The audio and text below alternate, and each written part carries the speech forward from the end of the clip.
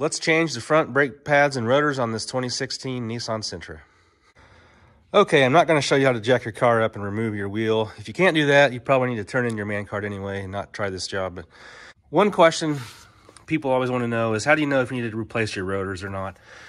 It's best practice to replace both your rotors when you're changing brake pads. However, it's not always necessary. If you are driving and you apply the brakes and you got a vibration, you need to change your rotors because they're probably warped. If your brake pads are grinding because they're so worn out, chances are you need to replace your rotors, so just plan on buying new rotors. I have been watching my brake pads closely. They just barely started to wear on the wear indicator. They're not grinding yet, so I don't have any grooving on my rotors, and this ridge isn't really all that big on the edge, and I don't have a vibration. So I think I'm going to just replace my brake pads, but I'll show you how to do both. The caliper is mounted to the caliper bracket right here with a bolt, two bolts, one on top, one on bottom. It is a 14 millimeter. So we're gonna remove those, and then we'll pull this caliper off. Okay, let's remove this caliper bolts. Like I said, they're 14 millimeter. It shouldn't be that tight.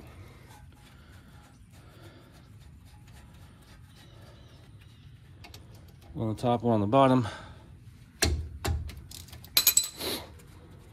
See, they're short bolts. They only go into this pin right here that's covered by the rubber boot.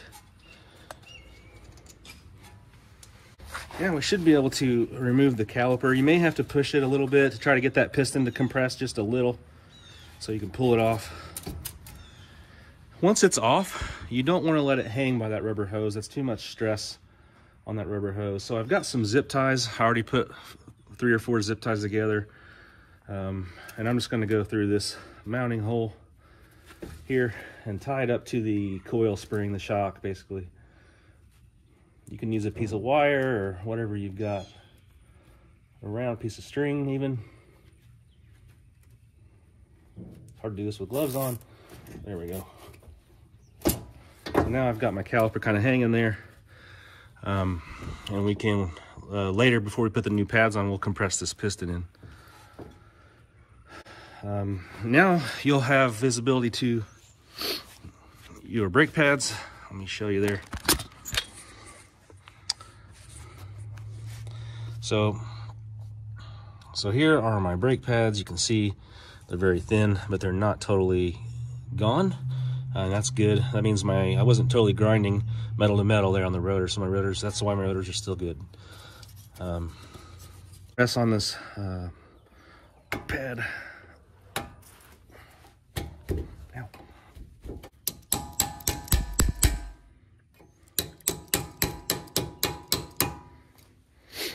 There we go. And this is my pad that's really worn out. You can see I heard the brakes kind of squeaking because they have this wear indicator on there. It's basically a piece of metal that sticks out. It only sticks out 1/8 of an inch past the metal backing. And when this metal tab starts to wear on your rotor, that's when you start hearing a squeaking noise. It doesn't mean you're grinding. It means, hey, your brakes are worn out. You got to change them. But I had a tiny bit of pad left, so good that I caught it there. Now I can see the inside of my rotor too. I'm just trying to be careful not to pry against my rotor. I'm just trying to knock this pads out of there.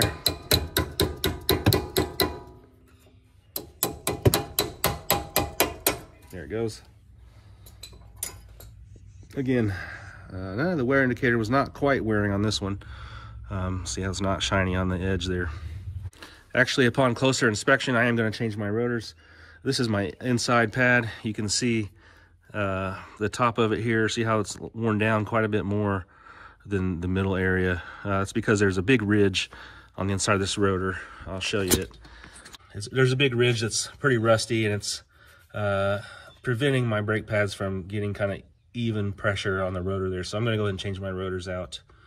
You can find places that will resurface them, but you're few and far between, and the kind of employees that most of these places have doing that, you're better off buying some new ones. All right, to change the rotors, there's another bolt on the top and bottom of this big bracket here. And it's a bigger bolt. It's a 19 millimeter. So we're going to go ahead and remove that.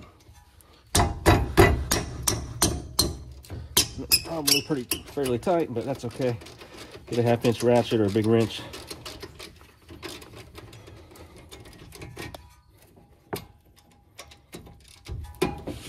If I was smart, I'd get a hammer, but I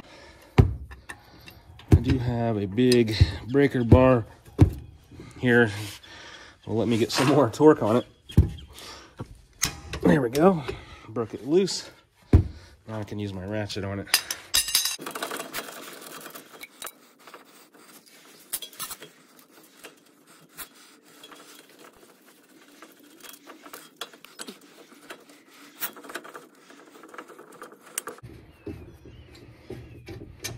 There we go. Now that the bolts are out, the bracket will come right off. And now your rotor's free. There's nothing that really holds your rotor on. It just sits on there. And actually your wheel, when you tighten your lug nuts down, is what really holds it tight.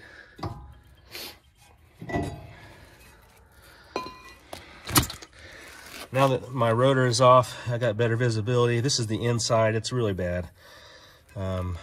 So yeah, I need to change my rotors out. So your new brake pads should have came with some new hardware. Mine came with a couple types that you'll need for the top and bottom. So let's get a screwdriver and pry out the old metal kind of sliding hardware. Make sure you know which one's the top and bottom, don't get them mixed up. I'm gonna do one at a time so I don't mix them up. Pry it out, and it's probably pretty rusty under there. If you have like a wire brush, clean it up. Try not to breathe this, because brake pads they got some nasty stuff in them.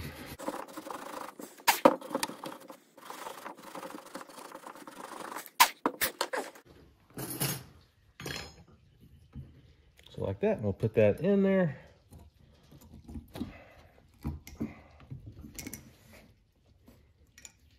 There we go. New hardware on that side. Let's do the repeat it for the top of the caliper.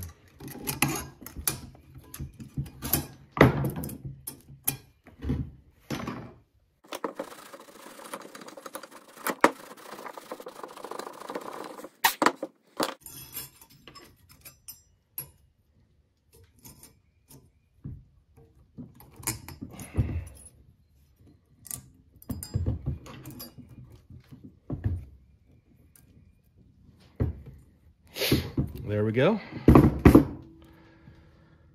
We've got the new hardware in. Next thing to do is these rubber boots. We need to pull them out, make sure there's no grime in there. If your pins are corroded at all, clean those up with a wire brush or a wire wheel. If they're really pitted, you need to get new pins. And most importantly, these pins are what your caliper slides on.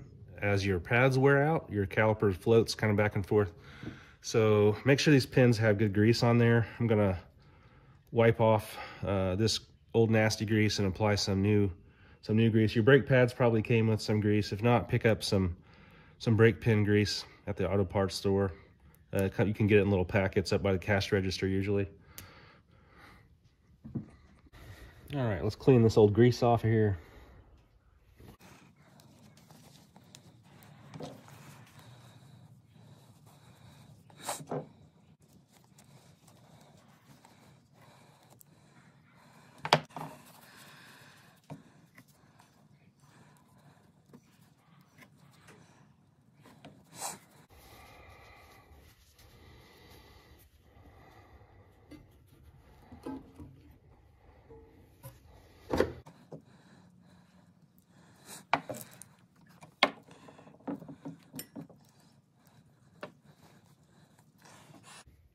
Notice how only one of these pins has a kind of a rubber piece made onto the end of it. Make sure you put that back in the right location, whichever one it came out of. I think it's for anti-vibration or anti kind of rattle.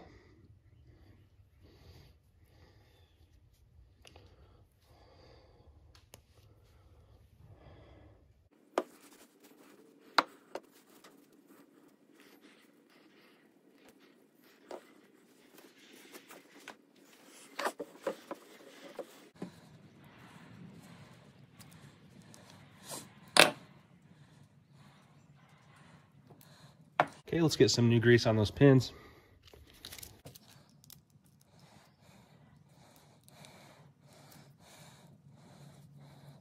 And be good enough. Make sure you put enough grease on there.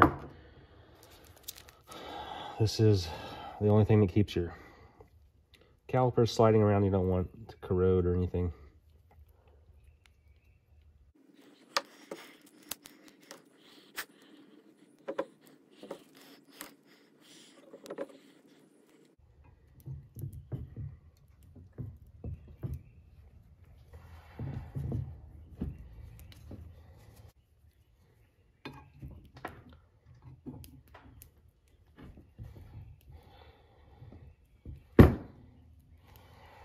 Let's wipe off some of that excess grease that's on the outside of the boots, because it'll just attract dirt. All right, now because our new brake pads are obviously a lot thicker than our worn out ones, we need to compress this piston back into the caliper before it'll fit back on. They make a brake caliper compression tool, which is basically like this big C-clamp with a special piece on the end that fits in that piston, but you don't need it. If you all you have is a big C-clamp like I have here, that's all you need. So I like to use the old one of the old worn out pads to press with, since this piston's hollow. Put your C-clamp there, put the other end of your C-clamp on the bolt where the brake hose goes, and just compress it. It won't take a whole lot of pressure. See, it's already going in there.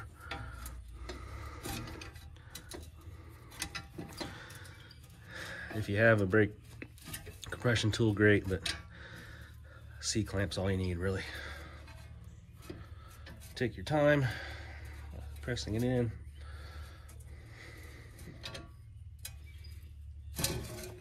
And that's really it. It's all the way compressed now. I'll take this back off. Obviously, don't do that with your new brake pad, because it'll break it or damage it, but use your old one. Now that piston's compressed, now that that's done, I'm gonna go ahead and put my rotor back, my new rotor on. Okay, so I've got my new rotor here. I bought the kind of top of the line rotors that have that Z-clad coating on it. It's just a rust protective coating. The whole rotor's coated in it, so you just put it on as is. You don't have to clean it off. And when you start to use your brakes, it'll wear off this coating just where it needs to, and the rest of it will be protected. But if you have bought a regular rotor, like a shiny silver one, when you take it out of the bag, it's going to have some oil residue on there. They put a little oil in there so it doesn't rust while it sits on the shelf. So you have to take some brake cleaner. It's really important. Take some brake clean and spray your brand new rotor, and get a rag and clean all that oil off. If you don't do that, when you start to use your brakes, it'll heat up and form a glaze over your new brake pads, and it won't ever seat in properly. So make sure you clean those rotors if you're using the standard silver rotors. Now that I've got the new rotor on, I'm going to put the caliper bracket back on. It's got the two big bolts. These two big bolts, they are a little hard to remove. If you have any anti-seize, it'd be a good idea to put a little onto these bolts. If you don't, that's fine, but that's what I'm going to do.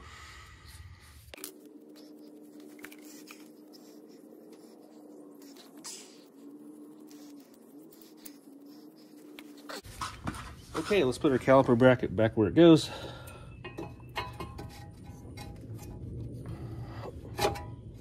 And let's get our bolts started.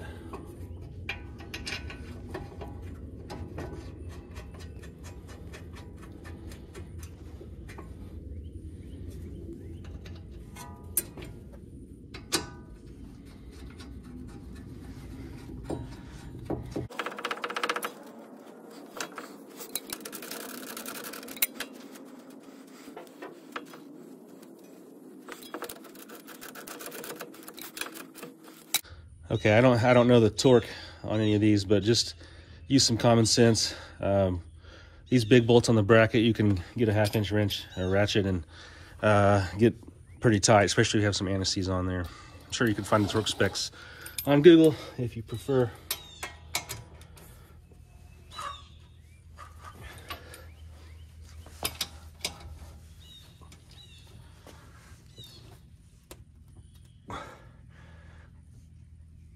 Okay.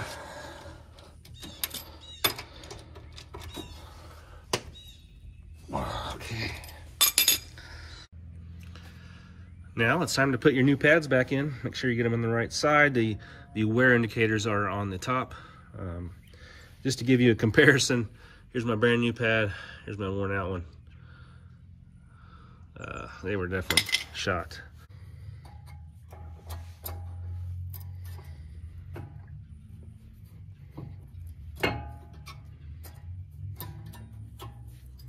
There we go.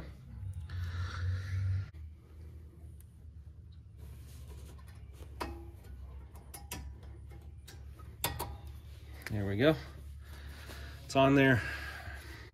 Now that your rotor's on, your caliper bracket, and your pads are in place, it's time to get your caliper back on.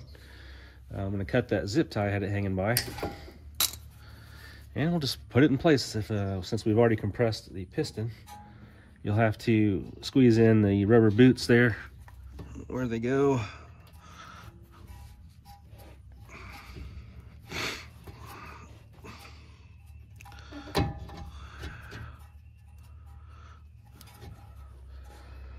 Alrighty, then we just get our bolts in there. Make sure your bolts are clean. Mine are in good shape here and clean. So I'm just gonna get those started. These are the 14 millimeters.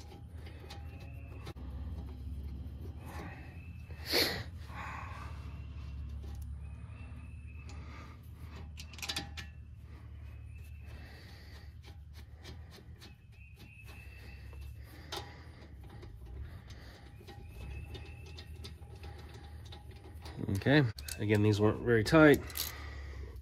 I'm just using a 3/8 ratchet here to get them snug. So snug, and then a little bit more.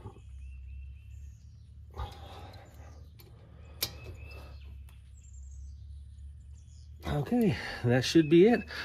Now just repeat the process for your other side, and you're good to go. When you get your tires back on and lower your car down, make sure you pump those brakes several times before you try to drive, just to make sure everything's primed up and compressed and ready to go. And then you're good to go. So if this video helped you all out, give me a thumbs up and subscribe. And thank you all for watching.